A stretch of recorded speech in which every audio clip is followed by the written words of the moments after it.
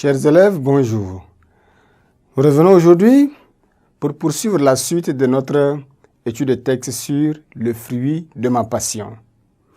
Le fruit de ma passion, la fois passée, nous avions présenté le texte, le nom de son auteur, le livre aussi dans lequel on retrouve ce texte-là, les Nouvelles in Amina, sous le numéro 334, publié en 1998, écrit par le Sénégalais Mohamedou Kali Ndiaye. Aujourd'hui, nous allons voir la compréhension du texte, les questions, les éléments de réponse qu'on va apporter aux questions posées pour faciliter la compréhension de ce texte-là.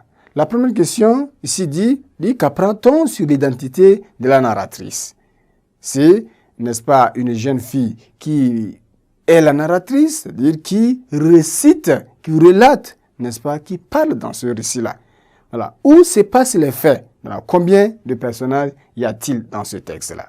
Donc ici, il s'agit d'une jeune fille qui vit dans une grande ville d'Afrique. Elle évoque ici son adolescence, ses années d'école et de formation au métier, n'est-ce pas, de mécanicien chauffeur.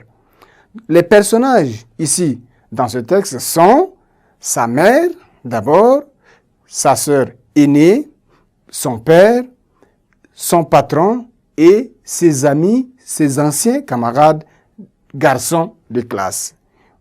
La deuxième question, ici, porte sur les aspects, demande quels sont les aspects de sa personnalité qui expliquent sa passion. Alors, son naturel violent ou viril, c'est-à-dire, il ne cesse, n'est-ce pas, de parler comme un homme. Un passage comme ça qu'on peut retrouver dans le texte là. Cesse donc de parler comme un homme. Je marchais comme un homme. Voilà les passages qu'on peut retrouver dans ce texte-là. Son attitude dans le texte, sa force physique remarquable.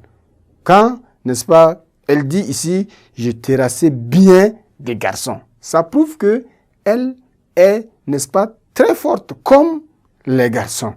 Elle a, n'est-ce pas, le comportement des garçons. Elle marche comme les garçons, elle parle comme les garçons. La question suivante, c'est que on demande quel passage du texte évoque les sentiments de sa mère et de sa sœur. Le sentiment de sa mère et de sa sœur. Dans ce texte-là, nous allons retrouver les sentiments de sa mère et ceux de sa sœur. Les sentiments de sa mère sont, n'est-ce pas, elle se fâchait souvent et soudainement, toute ahurie, interloquée, et elle menaçait, n'est-ce pas? Ça, ce sont des mots qu'elle employait souvent. Elle dit aussi, elle est désolée que sa fille, n'est-ce pas, choisisse le métier de garçon.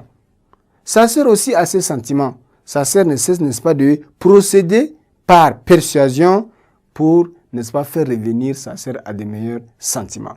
Donc, le métier que la narratrice a choisi n'acquiert pas le consentement ni de sa mère, ni de sa sœur aînée. L'autre question, que la narratrice dénonce les préjugés.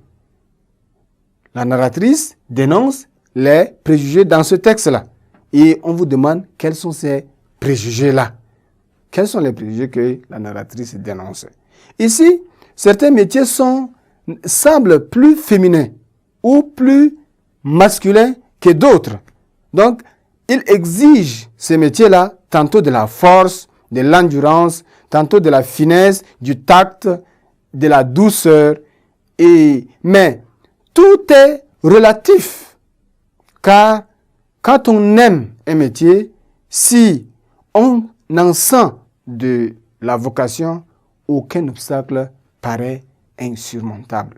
Dire, on ne peut pas ne pas surmonter les obstacles lorsqu'on est déterminé à opter pour telle ou bien pour telle chose. Voilà autant de questions et avec des réponses apportées pour vous permettre, n'est-ce pas, de saisir ce qui est dit réellement dans le texte.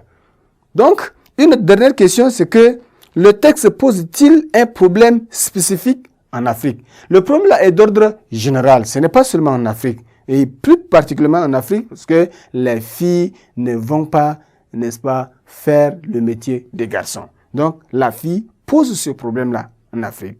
Donc, il y a un complexe des métiers réservés aux filles et ceux réservés aux garçons. C'est ce problème-là que la narratrice pose dans ce texte-là. Chers élèves, nous arrivons à la fin de la deuxième partie de notre étude de texte. Au revoir et à la séance prochaine.